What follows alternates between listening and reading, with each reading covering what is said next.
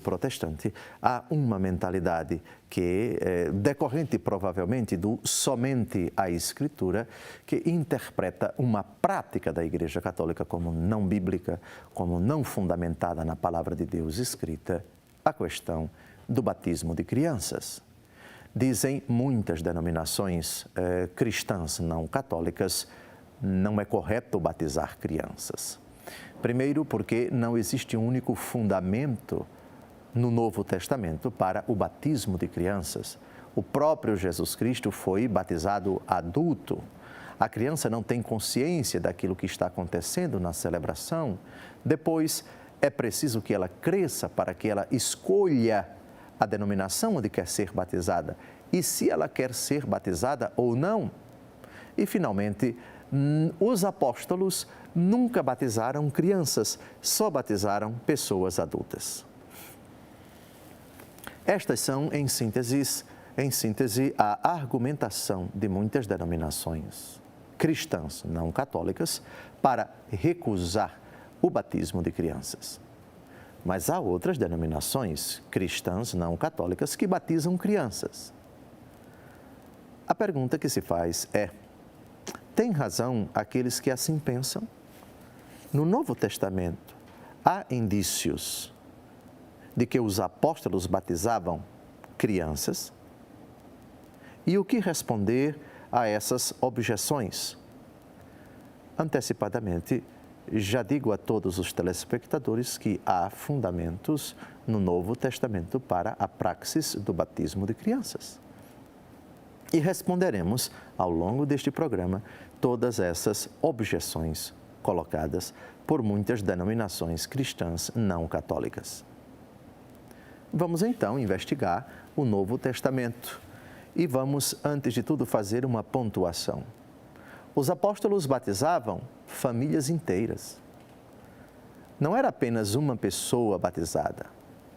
A fé, por exemplo, do pai de família, quando ele professava a fé cristã, recebiam o batismo ele, sua esposa e todo mundo de sua casa e todo mundo de sua família, crianças incluídas. É impensável no tempo de nosso Senhor Jesus Cristo falar de casa, falar de família, excluindo as crianças. Casa, família, parentes, isso inclui todas as pessoas, não apenas as que residem nesta casa, mas as pessoas da sua família, incluídas as crianças.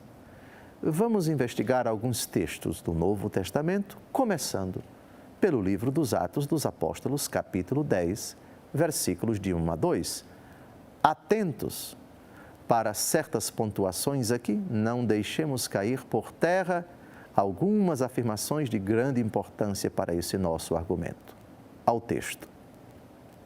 Havia em Cesareia um homem por nome Cornélio, centurião da corte que se chamava Itálica.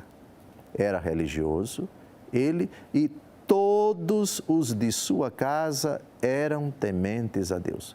Todos os de sua casa. Dava muitas esmolas ao povo e orava constantemente.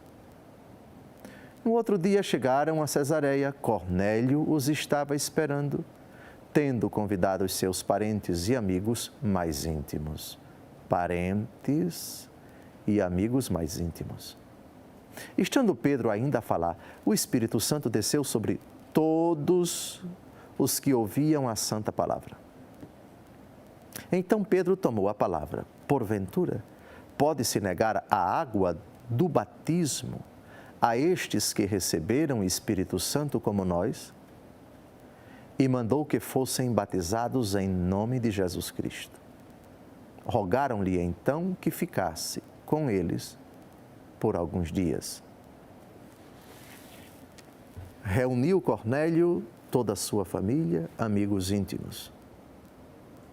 Quem conhece a estrutura da família judaica no tempo de Jesus, a bênção que significavam os filhos para essas famílias, não pode excluir aqui crianças.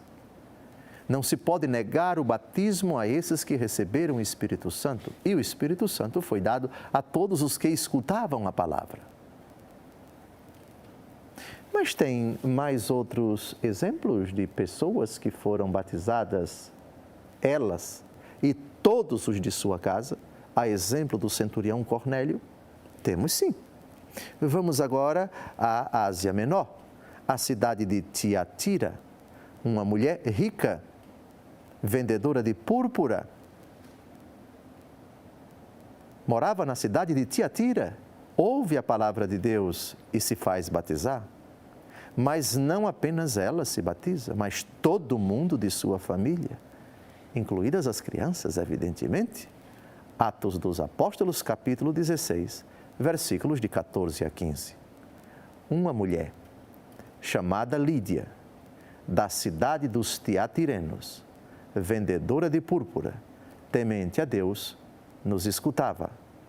O Senhor abriu-lhe o coração para atender às coisas que Paulo dizia. Foi batizada juntamente com a sua família e fez-nos este pedido: se julgais que tenho fé no Senhor, entrai em minha casa e ficai comigo. E obrigou-nos a isso. Lídia escuta a palavra, aceita o Senhor pela fé e deseja o batismo. Conforme o costume da época, o batismo não foi dado somente a ela. Uma vez convertida, ela leva todo mundo de sua casa a professar a fé e a receber o batismo. Crianças incluídas, todos de sua família. Eu lhe pergunto, querido telespectador, todas as pessoas de sua família são só adultas? Ou quando você diz toda a minha família, você inclui também as crianças? Evidentemente que você inclui também as crianças. Agora, nós vamos ao carcereiro de Filipos. São Paulo está preso com seu companheiro. Depois, um forte tremor acontece naquele local onde Paulo está preso. Os grilhões da prisão caem por terra. O carcereiro, que está cuidando dos prisioneiros, fica apavorado, pega a espada e tenta se matar. São Paulo diz: não faça isso, nós estamos aqui. Depois, ele diz: o que é que eu devo fazer? São Paulo diz: creia e você será salvo. Depois, o carcereiro professa a fé, recebe o batismo. Ele, não apenas ele, mas todas as pessoas de sua casa. Vamos ao texto. Atos capítulo 16, de 31 a 33. Disseram-lhe: crê no Senhor Jesus e serás salvo, tu e tua família. Gravem: tu e tua família. Anunciaram-lhe a palavra de Deus a ele e a todos os que estavam em sua casa. A todos os que estavam em sua casa. Então, naquela mesma hora da noite, ele cuidou deles e lavou-lhes as chagas. Imediatamente foi batizado ele e toda a sua família. Ele e toda a sua família. Eu lhe pergunto, caro telespectador, toda a sua família, essa expressão toda a sua família só inclui os adultos? Ou quando você fala toda a minha família, você inclui também as crianças da sua família? A resposta eu já sei. Toda a sua família inclui adultos e crianças. Os apóstolos batizavam crianças. Mas tem mais. Vejamos agora o testemunho de Crispo, o chefe da sinagoga, que acredita no Senhor ouvindo a pregação dos apóstolos. Conforme o costume da época, o mais velho, o dono da casa, o homem ou a mulher, se for o caso, que professa uma fé, leva também a professar a mesma fé toda a sua família, todos os de sua casa, todos os de sua parentela. Esse era o costume na época dos apóstolos. Atos dos Apóstolos, capítulo 18, versículo 8. Entretanto, Crispo, o chefe da sinagoga, acreditou no Senhor com todos os da sua casa. Sabendo disso, muitos dos coríntios, ouvintes de Paulo, acreditaram e foram batizados. O costume, portanto, dos apóstolos era anunciar a palavra de Deus. Se um daquela família professava a fé, levava todos consigo. E não apenas a professar a fé, mas a receber o batismo. Portanto, ele era batizado, ela era batizada com todos os de sua casa, com todos os de sua família, crianças incluídas. Porque você, telespectador, quando você diz toda a minha família, com toda certeza, tem crianças incluídas nesta afirmação.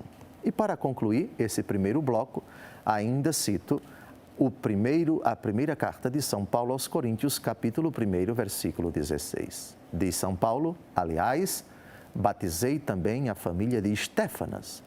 Além destes, não me consta ter batizado ninguém mais. São Paulo não batizava uma pessoa apenas, batizava a família inteira. E quando se fala de família inteira, a sua família inteira tem crianças. A expressão família inteira, toda a sua casa, toda a sua família, inclui também as crianças. A conclusão desse primeiro bloco, já temos provado que, com esses textos da Escritura, os apóstolos batizavam crianças. Começamos o segundo e último bloco do nosso encontro semanal, o programa Luz da Vida, hoje tratando da questão do batismo de crianças. É correto batizar crianças? Os apóstolos batizavam crianças? Já vimos muitos argumentos no primeiro bloco, citações, muitas citações do Novo Testamento que comprovam que os apóstolos batizavam famílias inteiras, anunciavam a palavra de Deus a determinadas pessoas, essas pessoas abraçavam a fé, pediam o batismo, mas não se batizavam sozinhas. Levavam consigo a professar a fé e a receber o batismo todos da sua família, todos os da sua casa, crianças incluídas, evidentemente. Agora, nesse segundo e último bloco, nós vamos consolidar essa afirmação e provar, já está provado, na verdade, que os apóstolos batizavam não somente adultos, era o ordinário, antes de tudo adultos, a grande maioria se pode falar de maioria, não temos dados estatísticos para sustentar isto, mas a regra era batizar adultos. Só que esses adultos levavam todos de sua família a receber o batismo. No livro do Levítico, capítulo 12, versículo 3, nós temos um texto que é oportuno citar agora para refutar aqueles que utilizam o seguinte argumento. Não é correto batizar as crianças porque elas não sabem aquilo que está acontecendo na celebração. É preciso deixá-la crescer para que ela se faça batizar. O que dizer desse argumento? Um argumento falaz, um argumento pífio. Vamos ao livro do Levítico, antes da instituição do sacramento do batismo. No Antigo Testamento, nós temos uma instituição chamada circuncisão. Qual era a idade?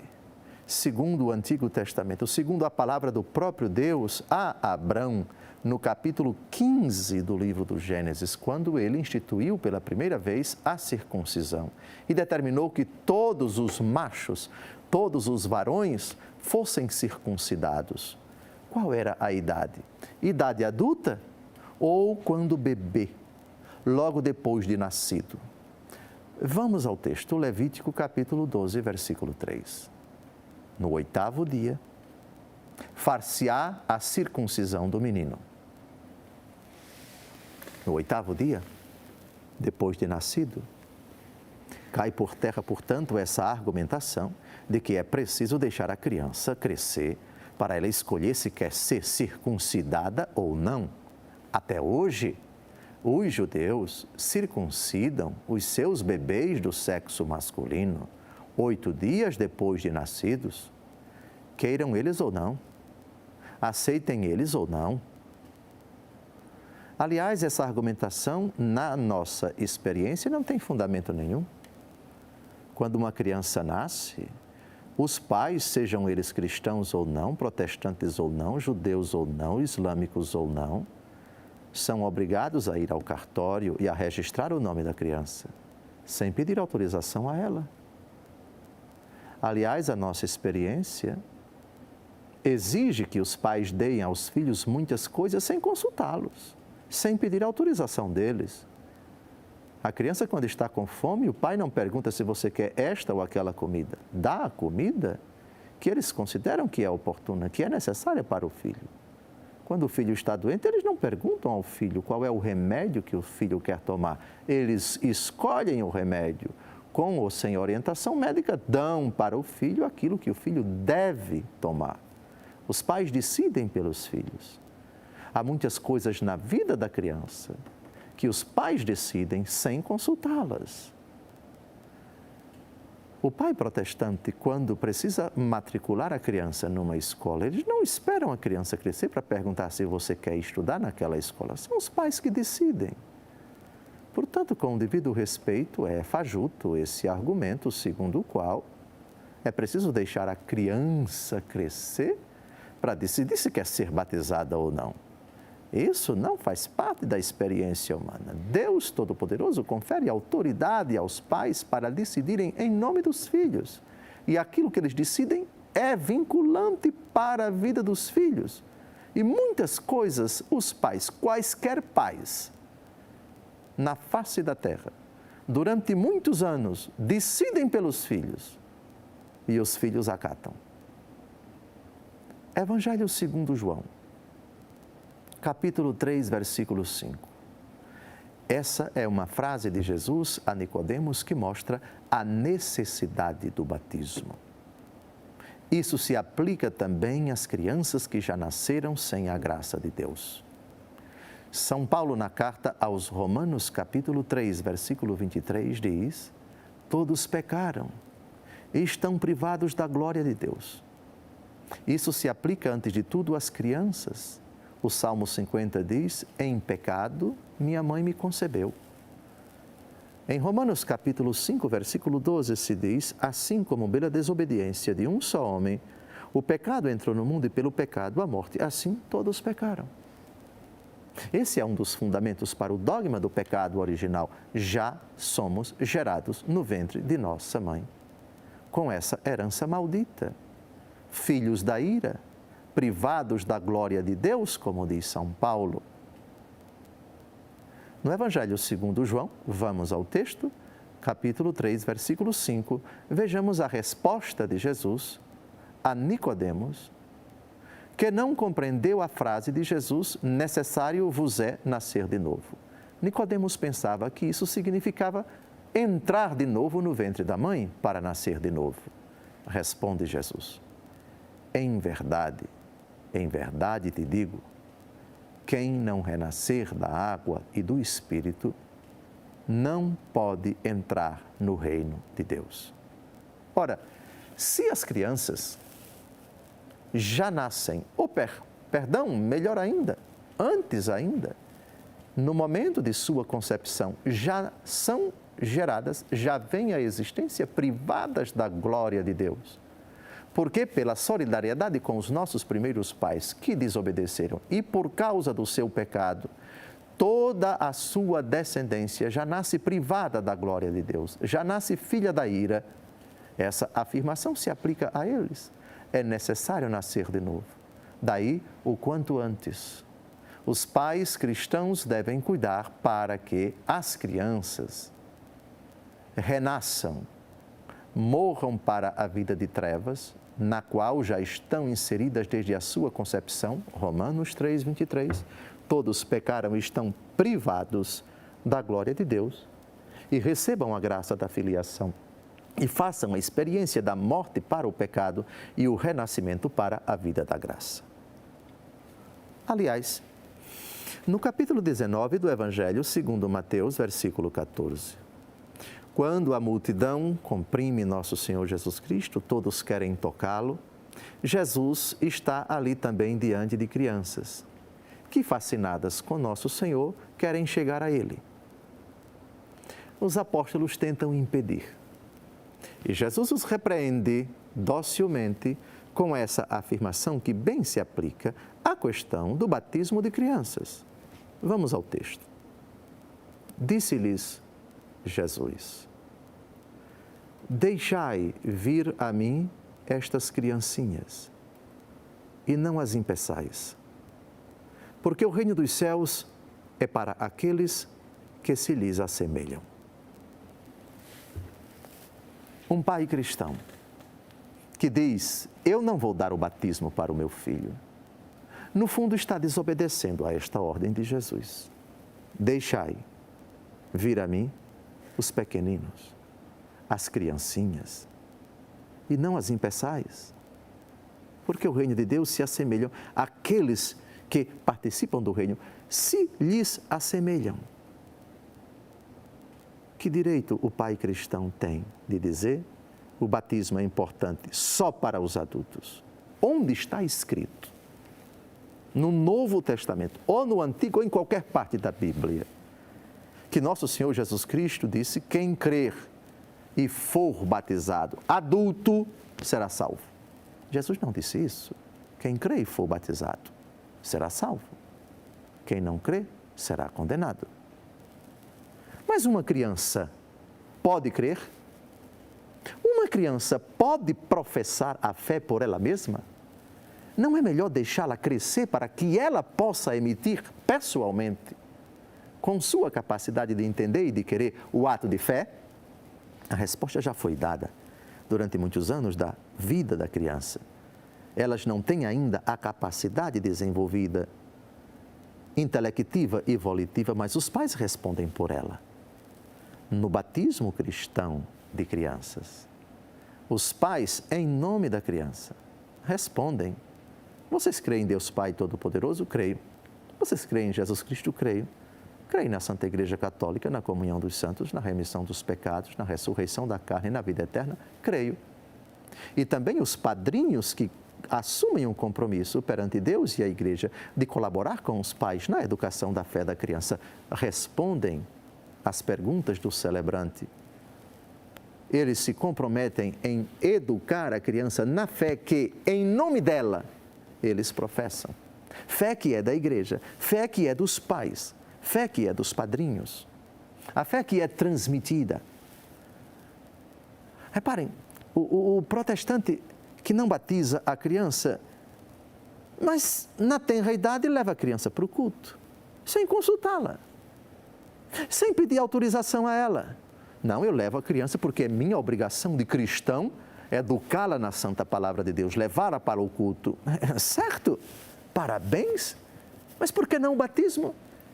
Se você dá a Bíblia para ela sem consultá-la, se você a ensina a Bíblia sem consultar a criança, sem perguntar se ela aceita ou não a palavra de Deus, se você a leva para o culto sem pedir autorização a ela, mas porque julga que isso é importante para ela, por que não o batismo? Ora, sejamos coerentes, por favor. Graças a Deus que algumas denominações protestantes batizam crianças.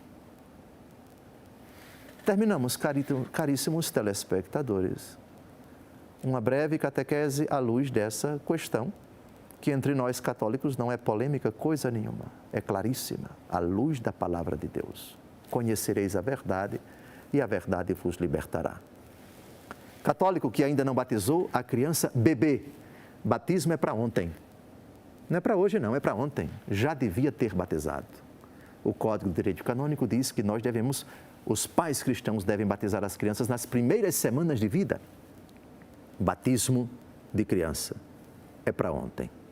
Trate de batizar as crianças para cumprir aquilo que Jesus disse: deixai vir a mim os pequeninos e não os impeçais, porque o reino de Deus é para aqueles que se lhes assemelham.